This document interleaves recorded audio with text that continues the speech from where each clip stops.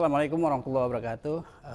Berjumpa kembali dengan saya Muhammad Nur dalam liputan khusus yang membahas berbagai persoalan publik. Tapi kali ini kami mengangkat tema yang berbeda dari biasanya, yaitu seputar dari keluarga berencana, kaitannya dengan penggunaan peralatan kontrasepsi dan kecenderungan saat ini masyarakat menggunakan KB alami. Untuk itu kami sudah menghadirkan beberapa narasumber di edisi kali ini, narasumber yang kompeten dan rasanya tidak ini sebelum kita perkenalkan satu persatu. Baik, saya pertama perkenalkan Pak Sakiman Hidayat, Pak ya, Widya Suara BKKBN Kepri, benar ya Pak? Baik. Yang kedua Mbak Mutiara Ayu, saya manggil Mbak ya. Kabid Pengendalian Penduduk dan Keluarga Berencana. Dan yang ketiga Ibu Liberty Lucy, Penata Kependudukan dan Keluarga Berencana, Dinas Pemberdayaan Perempuan, Perlindungan Anak, Pengendalian Penduduk dan Keluarga Berencana Kota Batam ya. Selamat sore. Panjang sore Pak.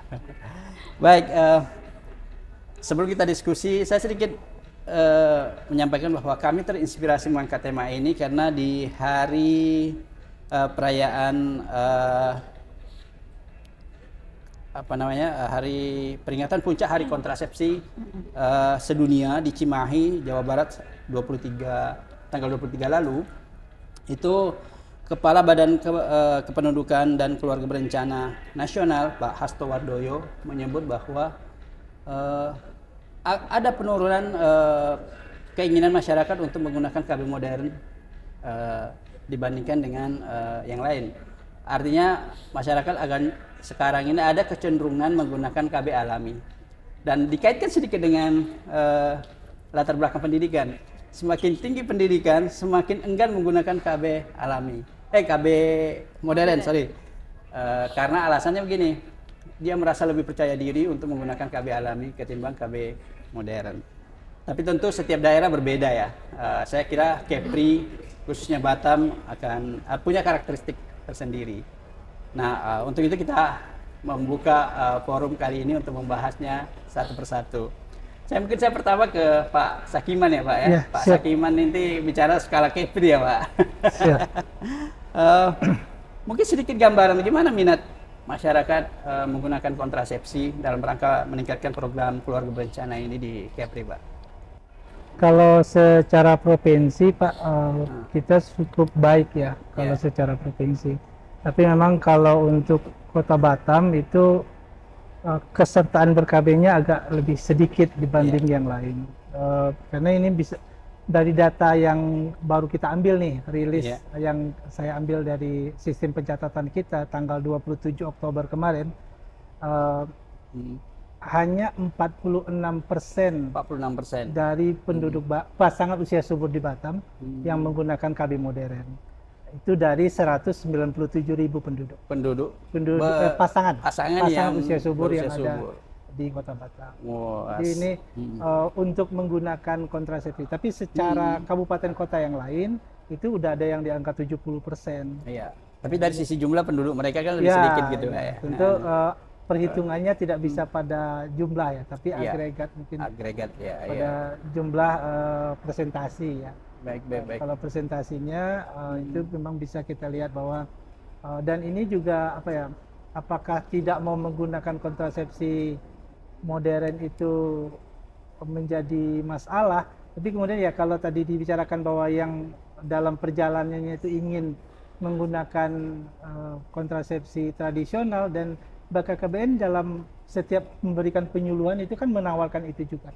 Jadi ada 4 kontrasepsi tradisional yang bisa digunakan, dengan kelebihan dan kekurangannya. Tapi kemudian kita memang menganjurkan bagaimana menggunakan kontrasepsi yang modern itu gitu setiap ya. Boleh disebutkan yang 4 kontrasepsi tradisional itu pertama adalah cek suhu badan. Jadi dari 4 itu 1 punya laki-laki, 3 punya perempuan. Gitu. Jadi pertama cek suhu badan bagi ibu, cek lendir pada ibu, kemudian KB kalender, yang terakhir senggama terputus. Senggama terputus kan tembak luar gitu. Iya, baik. Ini agak Kalau setahu kami dulu hanya 2 ya. Masyarakat umum hanya mengenal 2. Pertama senggama putus, yang kedua hubungan dengan pengaturan kalender tadi. Di kalender. Ternyata ada 4. Ada 4 yang tradisional. Yang 2 tadi coba diulang lagi Pak. Cek suhu badan dan lendir. Lendir. Itu bisa dijelaskan sedikit nggak biar publik juga tercerahkan gitu lah. Kalau cek suhu badan itu setiap kali bank ibu itu bangun itu atau kita setiap kali bangun itu biasanya punya suhu badan yang sama gitu. Jadi hari Senin, Selasa sampai ke berbalik lagi itu biasanya sama. Jadi kalau misalnya biasanya kita suhunya 36, 36, 36, 36. Pada masa subuh itu akan naik setengah biasanya. Jadi 36,5 atau nanti pada masa itulah diperkirakan dia kalau 40 sakit. Jadi, 40 sakit ya betul. Demam ya. Demam ya. Sama juga dengan yang lendir tadi ya itu. Setiap bangun tidur sang ibu harus mencolek di sana. Oh gitu. Colek kering basah kering. Waktu basah itu kan masa subur. Ya, basahnya itu ya betul ibu lebih paham ya bagaimana keadaan basah. Nah, itu bisa. Berarti di masa itu, di masa subur itu yang mungkin menghindari untuk melakukan hubungan ya? Tidak melakukan, atau kalau mau melakukan mungkin menggunakan cara yang lain. Misalnya kalau bagi pria bisa 2 ya. Tadi senggama terputus, jadi sebelum dikeluarkan di dalam dikeluarkan dulu di luar, atau pakai alat kontrasepsi, kondom misalnya. Kondom ya, betul. Ya itu ada 4 ya. Ternyata sangat menarik ini ada 4. Baik. Saya kira udah ada gambaran tadi tentang KB alami 4. Kalau selama ini kita persepsi hanya ada 2, ternyata ada 4 dan sudah diuraikan tadi. Nah, saya sedikit ke Mbak Ayu nih. Tadi Pak Sakiman sudah menyebutkan bahwa di Batam itu ada 197.000 pasangan usia subur. Kalau sekepri 300.000 ya Pak ya, 300.000. Dan ini juga menjadi penyumbang kenapa banyak yang belum menggunakan alat kontrasepsi atau ber-KB itu tadi. Tapi mungkin secara jumlah memang masih, karena jumlah penduduk kita tinggi, maka secara jumlah masih kalah dengan, masih unggul dari kabupaten kota lainnya. Nah, seperti apa tantangannya menghadapi pasangan-pasangan subur ini gitu loh. Sementara ini program harus jalan gitu kan. Silakan Mbak. Baik, terima kasih. Memang Batam menjadi penyumbang admitnya tertinggi untuk Provinsi Kepri. Dilihat dari pasangan usia subur yang cukup banyak ya Pak ya. Betul. 109 kalau data Pak Dayat 197.000. Tapi itu tidak bisa kita pastikan bahwa itu seluruhnya penduduk Batam menetap. Jadi gitu. Kan kebanyakan juga karena mobilitas penduduk Kota Batam ini sangat tinggi. Sangat tinggi betul. Dan dia sifatnya tidak tetap ya pindah habis gitu. Jadi migrasi resign. Jadi dalam 5 tahunan kemungkinan dia akan pindah lagi karena habis kontrak kerja atau apa. Betul. Itulah yang menyumbang angka admin kami tinggi. Jadi misalnya pun sudah dipetakan suatu kecamatan ini adminnya tinggi, kami Dinas Pemberdayaan Perempuan, Perlindungan Anak dan Pengendalian Penduduk KB ini akan turun pelayanan KB gratis di kecamatan itu. Tapi tidak bisa kami memastikan jumlah aseptor yang akan menerima pelayanan itu sebanyak itu. Karena pas turun orangnya kebanyakan kerja atau gimana, betul. Gitu ya. Jadi tantangan kami memang di lapangan cukup berat untuk mengejar atau menggait push ini, karena ya seperti kita ketahui kebanyakan yang penduduk pindah ke Batam itu adalah usia produktif. Usia muda ya. Iya, usia muda, produktif ya. Produktif. Oh ya benar ya Pak Sakimannya itu tadi agak unik katanya Batam ini. Uniknya seperti apa Pak? Mungkin. Ya dari apa ya? Dari tahun ke tahun itu kan ada pendataan keluarga. Iya. Itu satu daerah itu yang dulu kita patok, misalnya kan data yang lama kita patok di sini ada 1.000. Pas tahun depan kita data itu bisa tiba 200 orang. Kan berubah lagi gitu ya. Berubahnya cepat. Iya. Cuma kita coba lihat gitu ya, dari data Dinas Kependudukan, kemudian dari KB, itu dalam jangka 2 bulan itu bisa menambah 300.000. 300.000 orang. Ya, berubahnya gitu. Dari hasil apa ya, tapi kemudian dia hilang lagi gitu ya. Ya, akhirnya kalau misalnya kan kita mendata itu kan kita akan data dulu targetnya adalah akan tinggal 6 bulan di satu tempat. Jadi kalau pas kita data ya memang kami akan tinggal 6 bulan. Tapi kemudian kalau di data berikutnya lagi, kemudian dia itu tadi udah hilang. Mereka tidak. Apalagi kalau misalnya daerah-daerah yang ruli misalnya. Itu kalau dia beralih fungsi akan beralih dengan tumbuh. Dan itu drastis ya. Drastis. Kalau di Ruli itu ada 400 berubah Iya. gitu ya. Ini jadi tantangan serius juga gitu ya. Iya, khusus Batam. Jadi Ibu mungkin bagaimana penataannya Bu?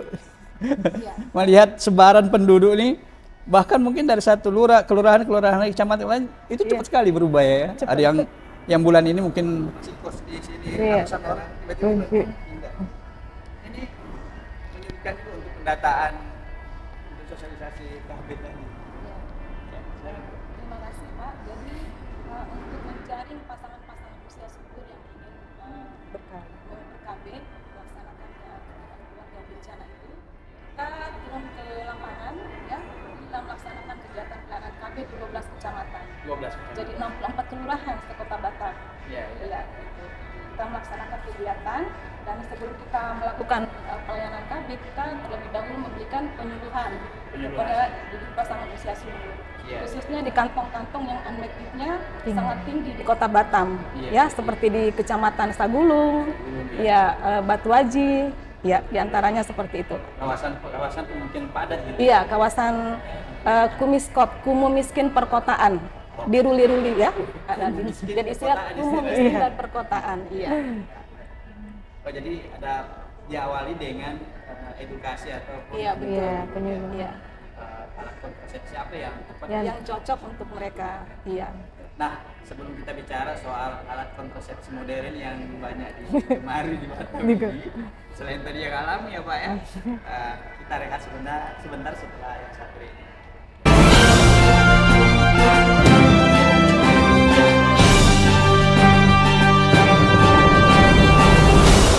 Baik, dari Lounge Hotel 4 Point Jodoh, kami melanjutkan diskusi tentang masalah KB ataupun kontrasepsi yang menarik untuk kita bahas lebih lanjut lagi.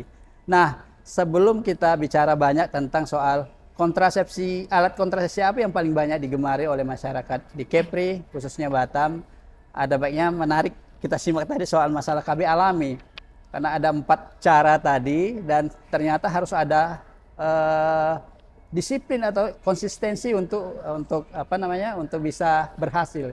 Kalau tidak maka peluang kebobolan sangat besar. Nah, kita bahas lebih lanjut dengan Pak Sakiwan. Silakan Pak. Baik. Ya, terutama yang mengukur suhu badan tadi ya, sama lendir tadi ya. Ini penggunaan kontrasepsi senggama terputus bagi pria dulu. Ya. Itu tidak efektif, itu dia bisa digunakan, tapi keefektifannya perlu agak dipertanyakan gitu. Kenapa? Dikala ini boleh ya? Boleh. Boleh nggak apa-apa. Ya, karena bahasanya kita agak vulgar sedikit ya, nggak masalah. Laki-laki itu udah ereksi, sebenarnya beberapa sperma itu udah diantarkan ke depan gitu. Jadi dikala dia mencelupkan, maka yang diantarkan ke depan itu udah duluan, walaupun demonya belakangan. Oke.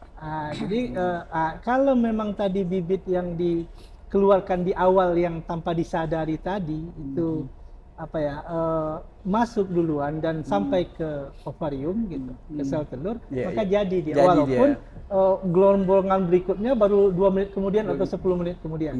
Jadi itu bisa jadi. Apalagi kalau sperma serdadu ya. Kami nyebutnya sperma serdadu. Yang dia bisa lewat dalam kondisi apapun bisa lewat kan gitu loh. Itu pasti jadi ya. Kemudian itu tadi yang kalau yang lendir ya itu tadi apa memang mau gitu loh. Apakah setiap waktu sang ibu mau ngecek begitu. Dan ya itu tadi continue, konsisten dan memang betul-betul selalu dilakukan. Demikian juga suhu badan. Jadi setiap bangun tidur belum ngapa-ngapain harus ada termometer diukur selalu. Nah, kemudian yang KB sebenarnya masa subur bagi wanita itu secara keilmuan cuma 24 jam. 24 jam. Nah, tapi masalah kemudian yang perlu dipahami adalah tidak semua orang tahu atau tidak bisa kita hitung kapan yang 24 jam itu. Maka KB kalender itu mengambil hitungan itu selama 7 hari. Jadi hampir 80 sampai dengan 90% wanita itu daur menstruasinya itu adalah per 28 hari. Per 28 Tapi hari. ada 15 sampai 10% itu punya daur yang tidak teratur. Tapi kita ambil yang teratur Yang aja teratur, iya. yang 85% itu. Kemudian apa yang dilakukan? Jadi kapan masa subur itu terjadi? Dia terjadi 14 hari yang lalu sebelum men. Jadi 40 kalau hari. mens hari ini, maka masa suburnya ada di 14 hari yang lalu. Berikut. Ya, yang Oke. telah lalu. Nah, Sudah lalu. penghitungannya itu berada di kalender, di almanak. Iya. Jadi kenapa kok di almanak? Karena tanggalan kita itu ada yang 28, 29, 30, 31. Jadi dihitungnya betul-betul di kalender, dihitung mundur pada almanak. Saya kalau kita yang gampang lah 31 lah. Kita anggap hari ini tanggal 31 walaupun ini tanggal 1 November ya. 31 dikurang 14 berarti masa suburnya terjadi sekitar tanggal 17 yang lalu. Iya. Nah, 17 yang lalu itu ditarik untuk bulan depan. Untuk bulan November. Untuk mengukur masa Iya. suburnya. 17 itu dikurang 3, 17 itu ditambah 3. Maka diperkirakan masa subur ibu tadi yang menstruasi pada hari tanggal 31 itu terjadi antara tanggal 14 sampai dengan tanggal 20. Maka di dalam masa 7 hari itulah sang ibu yang punya pasangan sah tadi, yang namanya pasangan usia subur tadi, iya. tidak melakukan hubungan. Oh gitu. Jadi Itu kalau pula. dia tidak melakukan pada tanggal itu, insya Allah, gitu lah, Insya Allah. diperkirakan dia tidak akan hamil. Tidak akan hamil gitu. Nah, tapi kalau dia melakukan, maka kontrasepsi modern dan kontrasepsi tradisional tadi bisa digunakan waktu itu. Oke, baik. Ada juga yang menyebutkan bahwa masa subur itu tergantung dari tingginya libido. Apakah benar itu, Pak? Ya, Atau- itu yang kita tahu dari pengetahuan yang secara ada. awam gitu kan, Iya, gitu lah. secara apa ya, secara keilmuan yang bisa diukur ya itu tadi. Apakah kontrasepsi selain kontrasepsi modern itu ada 8 ya? Iya, 8, tradisional 4. Ada nggak kontrasepsi yang lain? Mungkin ada, seperti misalnya pijit, kemudian apa yang lain. Tapi secara keilmuan tidak bisa dipertanggungjawabkan. Pertunjukan. gitu. Kecuali yang 4 tadi ya. Iya, yang 4 tadi Baik, itu- sudah diuji dengan baik, kemudian didapatkanlah rumusan bahwa ini bisa Bisa dipertanggungjawabkan secara dipertanggungjawabkan ilmiah. secara ilmiah ya. Oke, betul. Baik, saya ke Mbak Ayu. Nah, tadi ada disebut 8 ya kontrasepsi modern. Atau mungkin bisa dikasih gambaran nggak apa aja tuh kontrasepsi yang modern tuh? Iya. Ada banyak kontrasepsi modern yang jadi pilihan sebenarnya ya. Iya. Seperti kalau yang di Batam kayaknya yang banyak disukai itu implan, Mas Nur. Implan ya? Iya, implan Yang itu susuk KB. ditanam di Iya, sini ya? di sini. Oke. Itu jangka waktunya 3 tahun. 3 tahun. Ada juga IUD. IUD biasa IUD. masyarakat sebut spiral. Spiral. Spiral itu jangka waktunya 8 tahun. 8 tahun, Iya. lebih lama. Terus yang paling 99% mungkin mendekati tidak akan hamil itu seperti vasektomi dan tubektomi. Tubektomi. Nah, itu MOW, MOP dalam bahasa kitanya. Iya. Medis operasi wanita dan medis operasi pria. Pria. Kemudian ada pil, ada kondom. Itu diantaranya pilihannya. Tapi yang paling menjadi tren di Batam sepertinya implan karena sampai bulan ini target kami yang hampir menembus itu Iya. implan 1.450 1450. yang sudah terlayani ya. Oh, Tapi cukup tinggi ini ya? yang pelayanan gratis. Oh, Jadi masih ada layanan lain yang dipilih masyarakat yang langsung ke dokter spesialis atau ke rumah sakit. yang berbayar ya, yang berbayar. yang sesuai Ini dengan yang keinginan masing-masing pelayanan. gitu. Iya.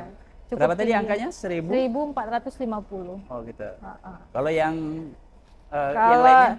kalau yang lainnya itu kalau untuk IUD sampai bulan ini itu ada 795. 700. Heeh.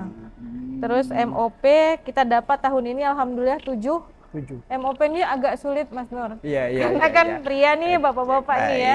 Itu nanti kita akan bahas iya, di lain lagi. menjelang segmen akhir secara khusus. Secara khusus ya Pak ya. Takut kena nih jadi Iya, aseptor. kita bahas secara khusus nanti. Iya. Nah, dari alat kontrasepsi modern tadi, beberapa persepsi di masyarakat juga itu masih bisa jebol nih, terutama spiral misalnya. Iya. Itu masih bisa jebol. Kalau yang apa namanya implan sedikit lebih aman gitu Iya. kan. Kemudian suntik juga sedikit lebih aman, cuma banyak efek samping seperti itu. Itu bagaimana mengedukasi ke calon pasangan ini memilih yang tepat gitu kan? Karena kami juga menemukan bahwa ada yang pakai suntik, tapi dia kering, badan jadi kering, kemudian ketika dia masa haidnya itu bisa sampai 1 bulan dan banyak efek-efek samping lainnya. Bagaimana memilih yang tepat gitu kan? Baik Mas. Biasanya kan dalam pelayanan itu kita dimulai dengan screening ya Mas ya. Screening oleh tenaga ahli itu bukan, biasanya kami juga nggak berani untuk memutuskan ibu harus pasang ini, harus pasang ini. Jadi ada screening oleh tenaga ahli bidan atau dari tenaga medis itu nanti menanyakan kepada calon aseptor keadaan kesehatannya gitu terkini.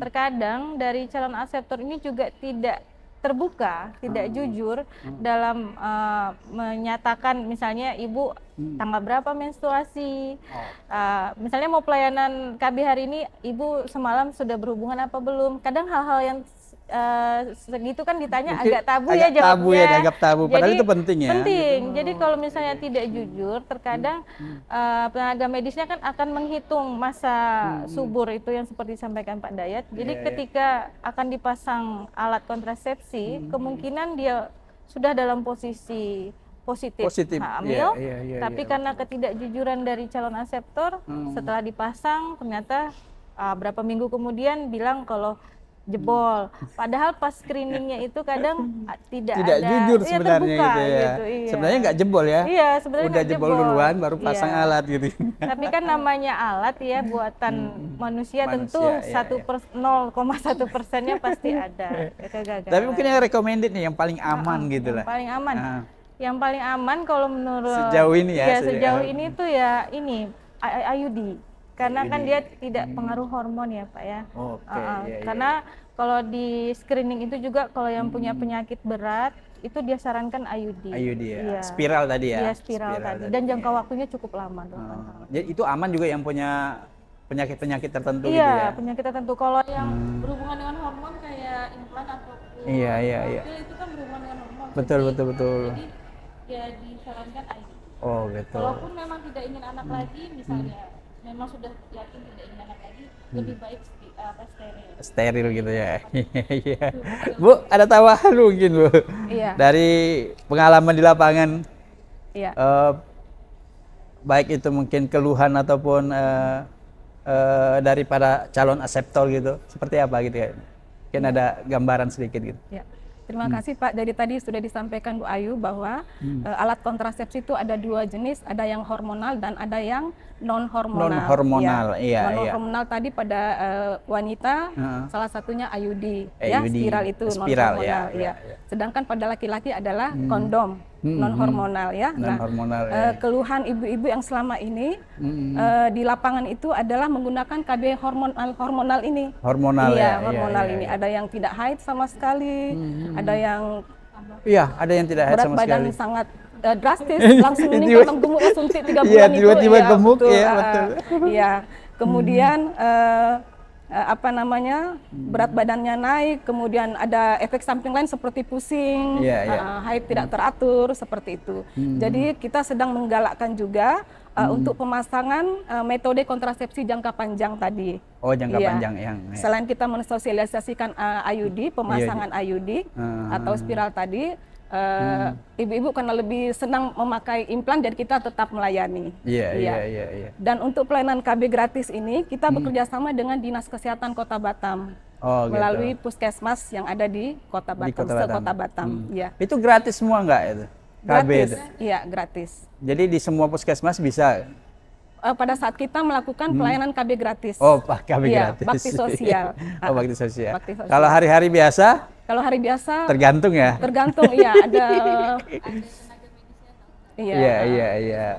Oh gitu. Tapi yang jelas masyarakat bisa mendapat layanan KB itu di mana saja gitu ya. Iya. Semua di puskesmas ada gitu ya. Iya. Dan di lingkungan masyarakat itu ada kader KB. Oh gitu.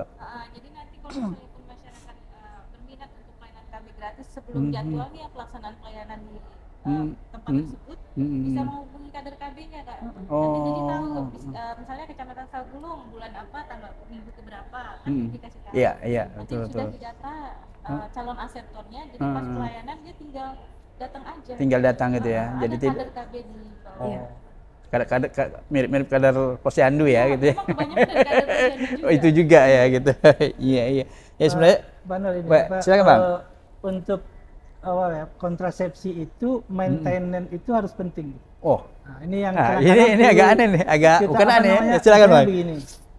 Dikala mengambil pilihan memakai IUD, seorang ibu memakai IUD, Iya. maka kalau ingin tetap melakukan setelah itu, ini kan enggak, ini panggilan alam nih. Ya, panggilan alam Nah, betul. Maka sang bapak itu dibekali dengan kontrasepsi kondom. Oh. Jadi harus ada karena efektivitas IUD itu baru bisa diukur dengan sekitar 1 bulan kemudian. Oh, 1 Karena bulan. begini. Jadi tidak langsung pasang, langsung bisa gas gitu ya. Iya, makanya tadi harus didampingi juga dengan kondom oleh Oke. bapaknya. Kemudian setelah dipasang, maka sang ibu harus memeriksakan kepada bidannya itu minimal seminggu kemudian. Apakah posisi pemasangannya pas? Oh, Kemudian baru 1 bulan, baru 6 bulan, baru per tahun. oh jadi ada pemeriksaan Iya, dia harus kontrol rutin gitu ya. kontrol yang harus dilakukan. Itu IUD. Jadi maintenance, Iya. makanya setelah dilakukan itu harus ada tahapan berikutnya. Sama juga di implan. Implan setelah dipasang dia efektif 1 minggu.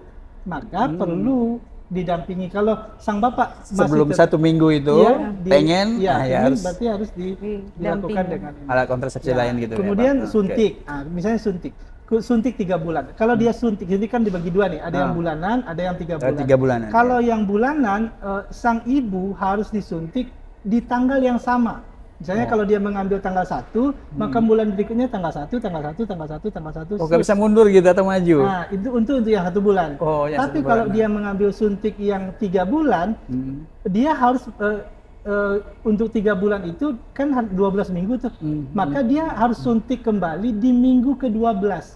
Oke. Misalnya kalau dia suntik tanggal 1 Januari, harusnya kan dia suntik 1 April tuh. April ya. Dia harus mundur 1 minggu, maka dari tanggal 23, 24, 25 itu dia udah suntik kembali. Oke, mundur 1 minggu dari jadwal Iya, akhir dari gitu jadwal ya. satunya, supaya Oh. kontinuitas obat di dalam tubuh itu sama. Sama juga dengan pil. Pil itu di dalam tubuh bisa bertahan 26 jam 26 jam. obatnya. Tapi kita menganjurkan dia harus diminum di jam yang sama di malam berikutnya. Jadi makanya kalau yang mengambil jam 8, maka besoknya jam 8 lagi, jam 8 lagi, jam 8 lagi. Ya, Kondom misalnya. Kalau nggak disiplin berarti itu yang itu penyebab tadi. ini sebenarnya ya, bukan sebenarnya alatnya yang nggak efektif gitu ya. Kadang-kadang nggak disiplin orangnya itu. juga gitu. Kemudian kondom misalnya. Kondom itu tidak ada pemasangannya sebelum pencelupan. Tidak bisa celup mau keluar dipasang dicelupkan lagi, enggak, itu batal. Nanti tidak enak, Bang. Nah itu makanya kan maintain itu yang harus dipahami. Jadi di kala mau melakukan itu berdiri bareng, sarungi, celupkan, keluar, selesai. Enggak bisa. Kalau udah keluar, dia tidak bisa terlena di dalamnya. Iya. Harus segera dikeluarkan, dicabut habis, lalu dibuat. Jadi kalau dia tetap tertidur di situ meleleh ayah. Selesai ya. Masalah lagi kan kemudian. Iya, Jadi iya, betul. apa ya, edukasinya itu harus jelas. Saya mengambil pilihan apa, maka ini yang harus dilakukan gitu ya. Harus jelas gitu Iya. ya. Sama Dan juga itu yang disampaikan aseptor ketika aseptor gitu ya, disampaikan gitu ya, Mbak. sama juga dengan tadi yang satu lagi adalah MAL, Iya. menyusui eksklusif itu. Iya. Nah, menyusui eksklusif itu adalah salah satu syaratnya, misalnya adalah sang bayi menyusu kepada ibunya kenyang 8 kali minimal sehari semalam. 8 kali. Ya, Iya. kalau sepanjang bayinya kenyang minumnya 8 kali, maka KB Alami. ASI itu, ya MAL namanya, MAL, iya. menyusui eksklusif itu efektif. Efektif. Nah, Oh, tapi dan anak tidak dikasih makan apapun kecuali air susu ibunya. oh. Jadi ini kan harus ada. Kalau misalnya anaknya udah dimakanin yang lain, kemudian anaknya udah kenyang nggak makan, kemudian tapi dia mengatakan saya KB-nya KB ASI ASI. eksklusif nih, ASI, Eksklusif. ya nggak Nggak bisa, udah batal gitu. Udah batal. Jadi pilihan itu harus diikuti dengan tata cara berikutnya. Betul. Tata cara, pemahaman tata caranya dan disiplin gitu ya. Gitu. Konsistensi. Sama juga dengan tadi misalnya saya ketemu nih tahun 2008 seorang ibu pakai implan, kemudian kedapatan hamil. Iya.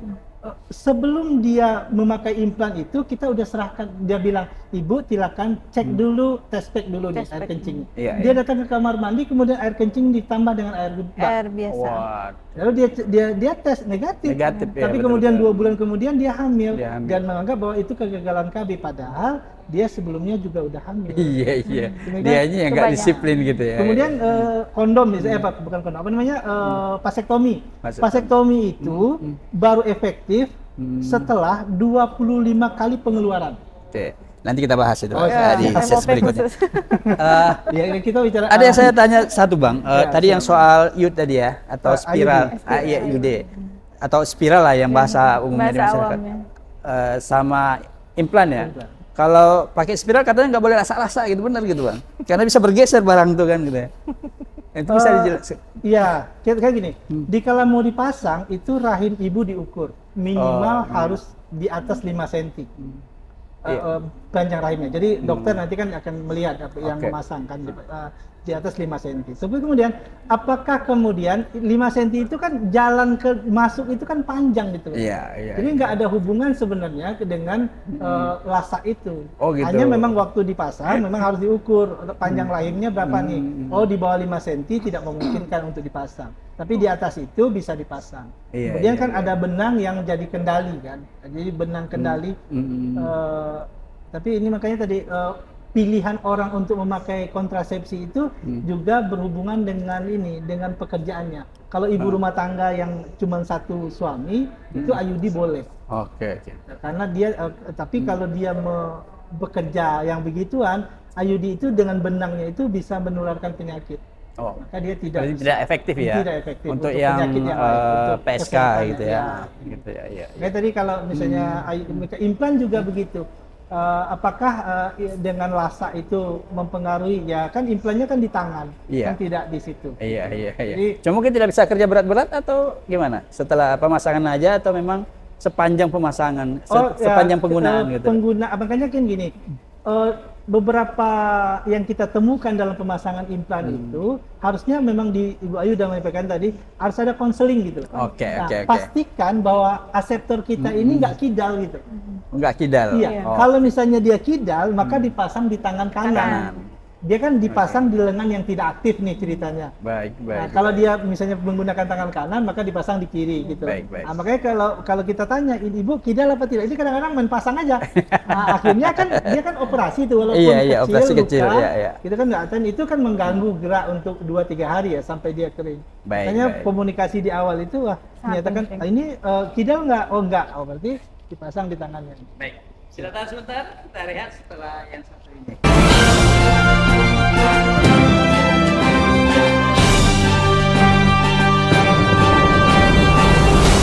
Baik, dari Lounge 4 Point Hotel Jodoh, kami melanjutkan perbincangan tentang kontrasepsi.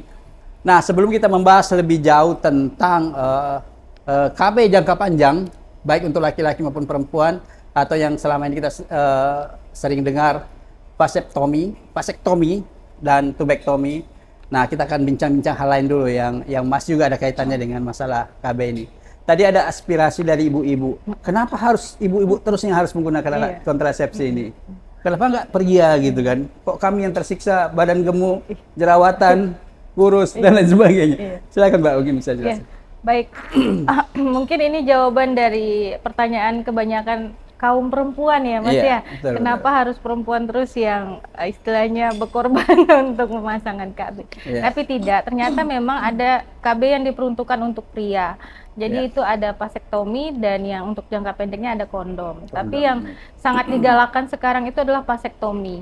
Vasektomi ini karena bisa istilahnya menolong kaum perempuan bagi mungkin pasangan atau yang mempunyai istri yang kebetulan mungkin ada penyakit kronis ataupun ya memang tidak ingin anak lagi dan si istrinya tidak bisa KB apapun. Jadi si suami yang diharapkan untuk mau untuk istilahnya di vasektomi tersebut ya. Jadi ada dua ya? Ada dua. Bagi pria, jadi bukan hanya ibu-ibu aja. Pria juga dua. Bisa ber-KB satu tadi kondom. Pakai kondom atau pakai helm. Istilah umumnya. Kemudian itu tadi vasektomi.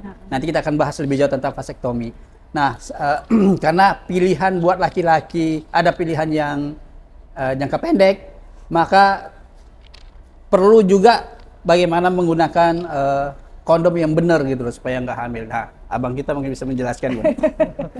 Baik, ya penggunaan kondom itu ya memang harus konsisten gitu. Jadi sebelum melakukan sudah harus dipasang. Sebelum ya? Ya, sebelum melakukan. Kemudian trik yang umum dipakai itu adalah ini kan memang harus bawa kondomnya sebenarnya. Iya. Jadi perlu dipencet ujungnya itu dulu sehingga memberikan ruang bagi benda asing yang akan tumpah di situ. Jadi jangan sampai ada udara di situ. Biasanya kan ada ujungnya bulat. Dan itu harus dipencet dulu hampa gitu. Udara. Jadi tidak ada udara. Jadi jika dia ada cairan yang akan keluar, maka dia bisa ditampung di situ dan tidak pecah kondomnya. Kan ada tekanan yang maksimal juga di situ. Jadi kalau pecah, kemudian ya nggak bermakna pemakaian kondom. Kemudian ya setelah keluar, ya segera dibersihkan, tidak bisa tidur gitu. Karena kalau meleleh, ya dan balik lagi ke sana, masuk ke sana lagi jadi. Berpotensi jadi gitu ya. Berpotensi untuk adanya pembuahan. Mungkin ada recommended soal kondom sendiri, biasa atau bergerigi kan? Gitu? Merek atau jenisnya? Itu kondom ini adalah pada aroma. Jadi jangan sampai bicara kalau kondom itu rasa. Karena rasa ada di mulut. Nah, baik. Jadi kondom itu hanya ada aroma. Aroma ya sekarang BKKBN ada yang nanas, ada yang pisang, coklat, stroberi, itu durian, ada aromanya. Jadi kalau orang bilang kondom rasa, ini bahasa berarti salah pakai. Jadi kalau salah pakai berarti gunanya nggak ada. Kemudian ada juga trik-trik ya menggunakan itu seperti kayak orang memakai polusi tidur. Gimana tuh, Bang? Dipasang dua, yang satu dijadikan ring di tengah, kemudian baru dipasang lagi kondom yang satunya. Jadi dikala dia dimasuki, maka dia akan agak seperti sama juga bergerigi. Double gitu ya? Iya, jadi dia akan ada pantulannya di situ. Di situ sensasinya gitu ya? Sensasinya di situ. Baik. Kesempatan lain mungkin kita bisa podcast cara memasang. Baik. Ini penting bagi para pria yang sudah beristri ya, beristri sah, tidak untuk yang belum beristri gitu loh. Dan karena memang ada juga persepsi kenapa orang agak enggan menggunakan kondom, karena ketika beli itu agak malu. Karena persepsi orang beli kondom pasti ini mau melakukan hal-hal yang negatif. Terutama kita di kasirnya perempuan itu sangat bagi kami yang laki-laki misalnya membeli itu menjadi masalah gitu. Padahal itu memang karena begini, kondom itu memang dalam programnya ada dua. Satu pencegahan penyakit di lain sisi, tapi di lain sisi ada kontrasepsi. Alat kontrasepsi gitu ya. Sedangkan kita dari BKKBN memang mengharapkan penggunaan itu. Kenapa? Karena ya seperti tadi yang disampaikan Ibu Ayu, ada ibu-ibu pasangan yang memang tidak bisa kecuali suaminya menggunakan kontrasepsi. Pakai IUD pendarahan, pakai implan pendarahan, pakai pil gemuk, pakai suntik tidak bisa men dan sebagainya misalnya. Nah, kemudian makanya screening tadi menjadi hal yang penting dan pilihan terakhir adalah pada suaminya ya, baik. Dan ini perlu dipahami juga, menggunakan kondom hanya pada masa subur, bukan setiap kali. Oh gitu. Jadi ini kan masalah kita gitu. Kan yang kita lindungi itu kan kehamilannya. Baik. Maka kehamilan itu hanya terjadi pada masa subur. Masa subur. Selebihnya berarti bisa lepas gitu ya. Seharusnya bebas. Ini penting penggunaan kondom itu hanya pada masa subur. Iya. Makanya tadi kondom itu identik dengan penggunaan KB kalender sebenarnya.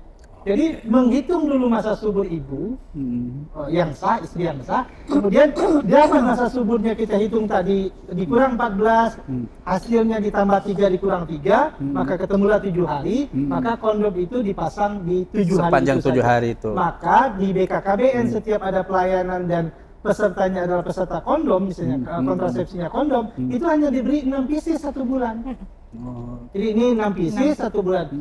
Ini juga perlu dipahami oleh ibu-ibu nih. Dalam sperma itu ada kecantikan.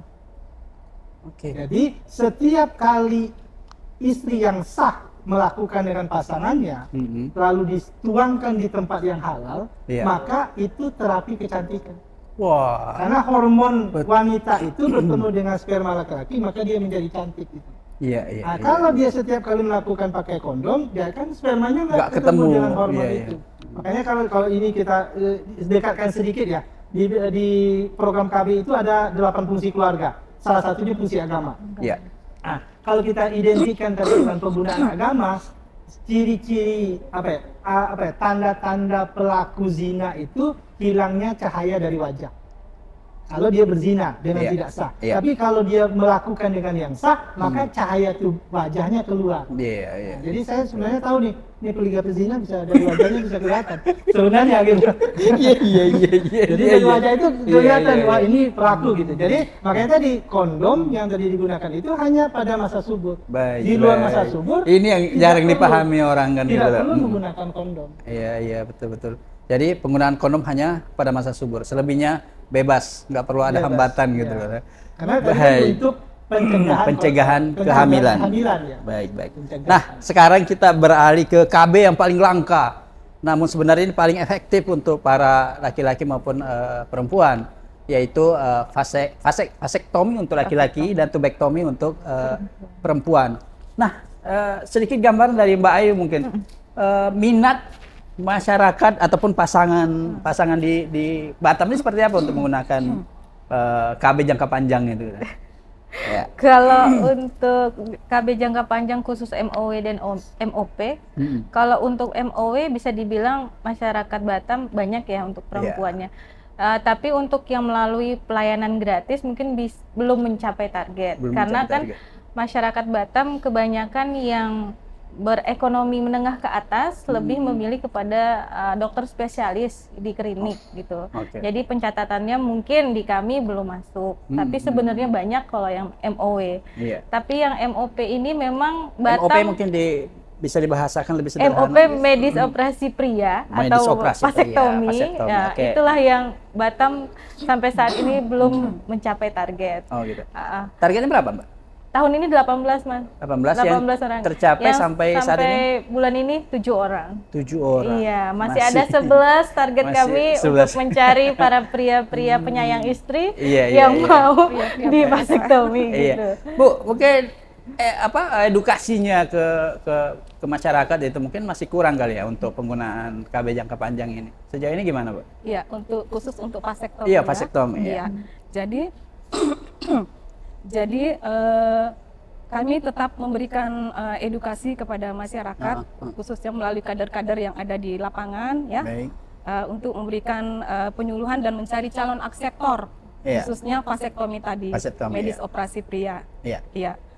Kemudian khusus untuk metode kontrasepsi jangka panjang yang lain seperti IUD, spiral tadi, dan implan, pada umumnya masyarakat sudah sangat welcome menerima sampai ke pulau-pulau juga masyarakat di pulau-pulau tuh di Galang, di Bulang, belakang Padang semuanya memasang implan dan IUD. Baik. Tapi udah ada edukasi juga ke publik soal vasektomi tadi ya? Iya, udah ada ini grup diskusinya ya, apa Bu? Komunitas. Ada komunitas gitu ya? Jadi ada testimoni dari yang sudah. Iya, ada testimoni dari yang sudah. Ini akan kita bahas lebih jauh tadi. Di kami di pria memang dalam bincang-bincang dengan banyak pria lah gitu. Agak khawatir juga menggunakan sistem itu kan harus operasi kecil gitu loh. Nanti salah potong nanti malah jadi nggak bangun gitu loh. Nah, bagaimana meyakinkan publik bahwa itu dilakukan dengan benar gitu loh gitu. Gimana, Bang? Ya. Di Kota Batam ada dokter Naiman yang harus dokter yang melakukan. Yang sudah terlatih. Memang udah terlatih dan saya pernah mengikuti pelatihannya, melihat secara jadi panitia waktu itu dan melihat memang saluran itu kan yang dikeluarkan oleh pria itu ada 2 jenis. Air mani. Yang mana yang di ini? Air mani dan sperma. Sperma, oke. Nah, yang diikat itu adalah saluran spermanya. Diikat. Di saluran spermanya yang diikat. Kemudian dikala kita melihat, ini mohon maaf ya. Saluran sperma itu ada di mana sih? Adanya di dekat telur. Di telurnya itu. Dekat testis gitu ya. Testisnya itu. Jadi itu bisa dilihat dan kalau dokternya yang terlatih itu tahu ini dia mengkilat begitu. Saluran itu. Jadi pas dilihat dia ini salurannya seperti ini ciri-cirinya dan itulah yang diikatkah, dipotongkah, kemudian sulamkah, itu tergantung teknik yang didapatkan oleh dokter. Dokter itu waktu pelatihan. Oh, Jadi diikat. Nah, kemudian dikala berhubungan itu tetap ada yang keluar. Yang keluar adalah air mani. Air mani. Tanpa Jadi tidak mengurangi kenikmatan gitu ya saat mengurangi. berhubung. Jadi gitu. tidak mengganggu yang lain. Oh, Hanya gitu. 2 saluran itu aja yang Iya. ya ada kiri dan kanan, jadi diikat. Kemudian spermanya berada di mana? Spermanya itu nanti berada di di testis itu, di tempatnya gitu. Kemudian dia akan direduksi atau diambil oleh tubuh dikala tubuh membutuhkan apa dari cairan tadi. Ya, Misalnya kembali butuh ke tubuh protein, gitu ya. nanti dia diambil. Kemudian Oh. perlu kalsium misalnya. Zat-zat apa yang ada di sperma itu nanti akan ditarik oleh tubuh. Oleh tubuh gitu ya. Untuk di Ya karena ada persepsi di publik juga kalau diikat dipotong nanti nggak bisa ejakulasi gitu ya. Nggak enak katanya gitu. ya, yang keluar tetap ya. Makanya bagaimana menandai apakah air mani itu masih ada sperma, itu dalam praktek dan teorinya itu adalah dibutuhkan 3 bulan, Oh. maka sperma itu akan hilang dari air mani setelah melakukan vasektomi tadi. Vasektomi 3 bulan ya. Steril, Steril. atau setelah 25 kali ejakulasi. 25 kali Nah, ejakulasi. maka di Oke. ejakulasi yang ke-25 itu diharapkan menggunakan kondom gitu ya. Dan kondomnya itu dibawa ke laboratorium untuk dilihat apakah masih ada Sperma atau tidak gitu. Berarti kalau tidak ada efektif Oh ya, nggak kalau berfungsi tidak ada, berarti ya. Dan kita di kala pelatihan itu diceritakan juga tidak semua laki-laki punya 2, ada yang punya 4. Hah? Gitu, ada yang punya lebih gitu. Ya itu kan tergantung ciptaan Tuhan ya. Tuhan Iya, iya. memberikan apa. Makanya dikala 2 diikat, 2 masih berkeliaran. Nah, maka yang 2-nya diikat kembali gitu. Jadi tergantung anatomi tubuh masing-masing. Jadi Berarti yang 4 ini pejantan tangguh mungkin. ya bisa jadi lebih gitu lah diberikan. Jadi juga harus diikat semua yang 4-4-nya gitu ya. Diikat lagi saluran yang sama begitu. Tapi secara normal hanya 2. 2 rata-rata ya, secara nomor rata. Tadi Dia perlu makanya tadi Amenten tadi setelah ini kejadian ini 2008 suami istri bercerai, hampir bercerai karena kedapatan istrinya hamil setelah suaminya vasektomi. Hamil 3 bulan bersamaan dengan suaminya vasektomi. Kemudian makanya sebelum melakukan baik ini yang melakukan steril wanita atau steril pria itu istrinya tetap diperiksa apakah hamil apa tidak. Iya, iya. Nah, ini nggak tahunya pas besok suaminya mau vasektomi. di vasektomi, malam yang itu bernyanyi. Oh. Malam ini malam Terakhir. Betul, betul. Malam terakhir ya. Melakukan pas masa subur istrinya Iya. hamil, besok paginya suaminya vasektomi dan bersamaan dengan vasektomi istrinya hamil. Hamil. Jadi nggak Curiga. diakui sebagai anaknya kan saya udah vasektomi kok bisa hamil. Maka dirunutlah ke belakang, dia dihitung, oh iya pada malam itu diperkirakan istrinya masa subur dan suaminya malam terakhir itu. Malam. Oh alah, malam terakhir menentukan kan gitu. Iya, jadi kemudian itu makanya Iya, iya, perlu iya, untuk ya makanya apa ya prosedural itu apa namanya Iya. SOP-nya. SOP kegiatan apa yang harus dilakukan itu memang harus diikuti dipatuhi. semua dilewati dengan baik Dengan sehingga baik, betul-betul. hasilnya bisa efektif. Baik, baik, baik. Nah, saya pernah konsultasi juga dengan bidan gitu tentang vasektomi ini. Dia bilang ini bagus, efektif buat laki-laki. Tapi istri harus siap katanya. Loh, kenapa siap? Karena katanya libidonya bisa berlipat-lipat setelah vasektomi ini katanya. Jadi bisa seperti minum obat katanya nih, bisa minta 3 kali dalam sehari itu. Itu dalam pengalaman selama ini gimana? Benar nggak gitu kan? Itu Ada seperti itu? sepertinya pengalamannya lebih ke personal ya Mas Iya, Nur iya, ya. mungkin personal. Karena tidak pengaruh kan dia tidak mempengaruhi apa jumlah apa air mani ataupun dia hanya sperma yang direduksi menjadi zat-zat lain untuk yang diperlukan tubuh. Jadi bukan iya. dari untuk Dia semakin emosional. ini katanya, Iya. semakin bergairah setelah Iya. vasektomi. Iya, kalau saya tanya ke pelakunya memang iya, Iya. karena dia sudah tidak takut lagi istrinya hamil. Ah. Jadi melakukan Oh. all out. Iya. All out. Iya, jadi dia bebas. Lebih pada ke situ sebenarnya Iya. ya gitu. Iya, Oh. udah saya Jadi nggak kayak apa dorongan ya sebenarnya dari dia sendiri. motivasi lain atau ada dorongan. Dorongan. Nggak ada was-was lagi ya gitu. Iya. Hamil apa nggak ada hantam terus. Karena dia udah tahu posisinya Iya, dia iya. ini kan. Iya. Tapi ada persepsi juga yang ini persepsi yang sangat juga mengganggu ya, yang membuat orang itu juga nggak mau menggunakan vasektomi maupun tubektomi. karena begini, dia berpikir, suami berpikir ke istrinya kalau dia istrinya steril, maka khawatir istrinya selingkuh kan gitu. Dan karena nggak bakalan hamil. Begitupun istri juga khawatir kalau suaminya yang di vasektomi tadi dia nakal di luar sana dan tidak ada khawatiran menghamili orang gitu. Nah, bagaimana membangun persepsi ini supaya cara KB tahunan yang efektif ini sebenarnya tidak dipandang sebagai cara yang negatif gitu kan gitu. Apa kira-kira yang perlu kita itu? Kalau saya kembali ke itu tadi, pelaksanaan nilai-nilai Pancasila sila pertama, kembali kepada kepada agama, apa ya, fungsi keluarga itu salah satunya fungsi agama. Jadi yakin dan percayalah bahwa yang dilakukan ini tidak akan digunakan. Tapi kalau saya nggak, malah ada tambahannya. Gimana? Kalau saya nanti suami saya meninggal, saya tubektomi, saya steril, dan ingin punya anak, bagaimana? Nah, itu malah pertanyaannya. Iya. Malah kebalikannya juga, kalau istri saya meninggal, saya vasektomi, kemudian saya ingin punya anak dari istri berikutnya, bagaimana? Itu kan menjadi apa? Jadi kalau tadi mengatakan bahwa ini akan gampang selingkuh, ini yaitu kembali pada personalnya. Ya. Kalau memang ada komitmen bersama bahwa ini tidak boleh, kita akan saling menjaga.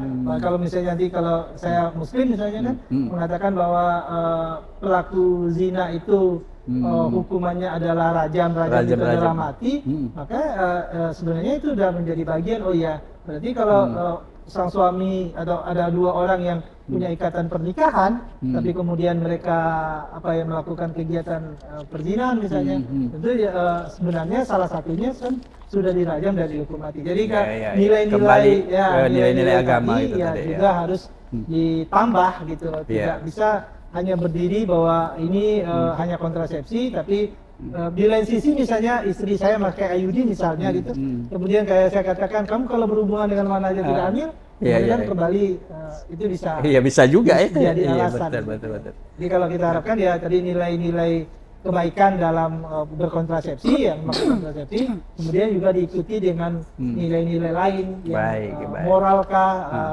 akhlakkah, atau apa yang ada di lingkungan kita juga harus diperhatikan. Iya, baik. Mbak Ayu, kalau kita vasektomi ataupun mungkin istilah lah, tubektomi atau apa istilahnya kalau perempuan itu steril ya. Steril. Nah, tiba-tiba masih pengen punya anak, itu masih memungkinkan nggak gitu lah? Kalau udah di steril biasanya sudah tutup ya, udah permanen karena dia 90% dikunci gitu. kan. Jadi memang harus dipikirkan sebelum. Dan pas konseling itu memang sudah sangat dipastikan tidak ingin anak lagi. Oh gitu ya. Pas konseling itu. Di screeningnya kan kita sudah ada pertanggungjawaban, ada formnya yang ditandatangani oleh aseptornya dan si suami. Iya, itu jadi kesepakatan kesepakatan ini gitu ya. Nah, katanya untuk menggairahkan orang menggunakan itu ada semacam reward gitu ya dari BKKBN ya. Nggak tahu kalau dari Dinas Pemberdayaan Perempuan ada reward katanya sih. Oh udah, siapa yang bawanya dikasih 500.000 atau gitu. Bentuknya mungkin bukan reward ya, Pak Mas Nur.